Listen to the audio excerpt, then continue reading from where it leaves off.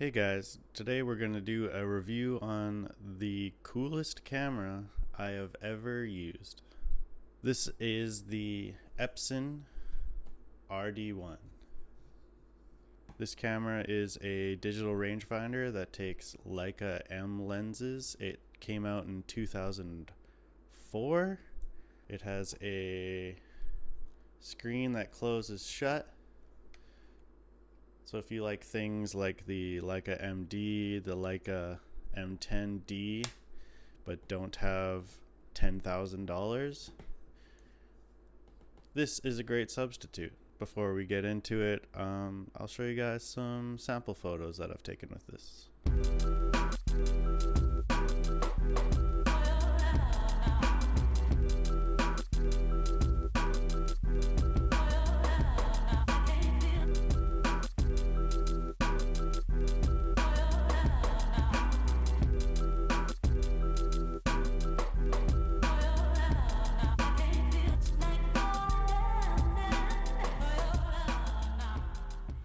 Okay, so this camera has only 6 megapixels, but I find if you're posting on Instagram or something like that, that seems to be more than enough.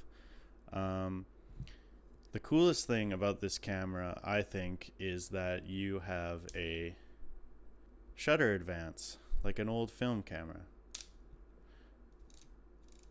Crank it. So if you got this screen shut, it really feels like you're shooting film. Let's take a look at the inside.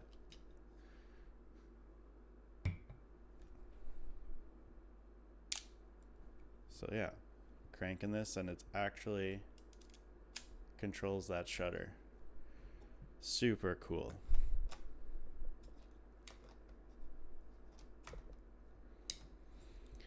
This rangefinder has frame lines for 28, 35, and 50. It's not automatic like the Leica M's, so don't forget to change it when you change your lens. See, I was on 35 and I have a 28 on there. Probably the most annoying thing about this camera is when you're on auto shutter speed. To get off of auto, you got to press in this little button here and then turn it. But once you're off of it, you can turn freely. But once you go back to that auto there, it's locked till you press that button. The ISO is the old style where you pull up on here and then twist it. You can go from 200 to 1600 ISO. So if you're used to film cameras, it's quite freeing to be able to switch from 200 to 1600. One of the cool things is Epson, Seiko, and Voigtlander. I guess Seiko owns Voigtlander, so they also make watches. So this gauge is really cool. You can see how many shots you have left on your card. This camera only takes up to 2 gigabyte SD cards, so it's more like shooting film. I have a 1 gig card in here, and I almost get 100 shots in RAW. So you got your RAW, and then if you're in JPEGs, it's the H and the N, and your battery gauge. Your shots are around the outside, and then this is for your white balance on the other side. But if you're in RAW, it doesn't show up.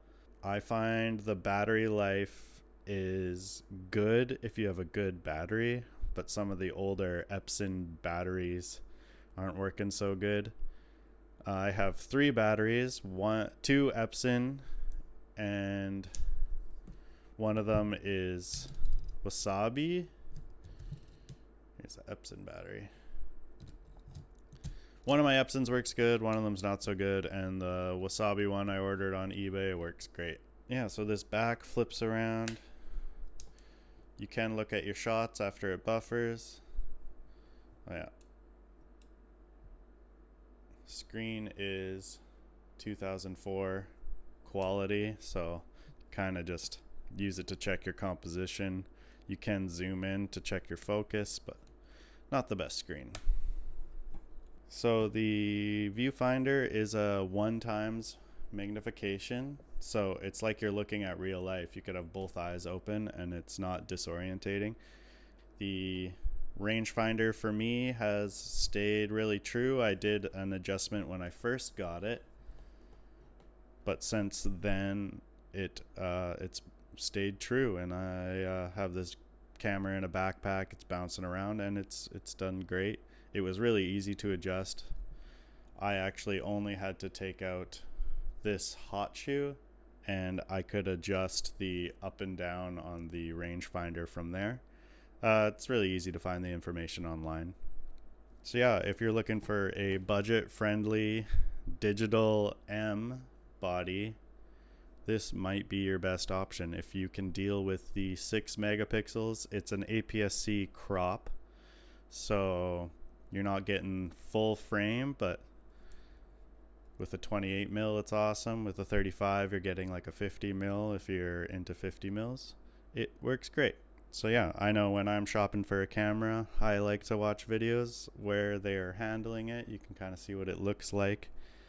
And so there wasn't much videos about the Epson R-D1 out there, so I thought I'd like to put my 2 cents out there. It's a great camera. It is, I think, in my opinion, one of the coolest cameras out there.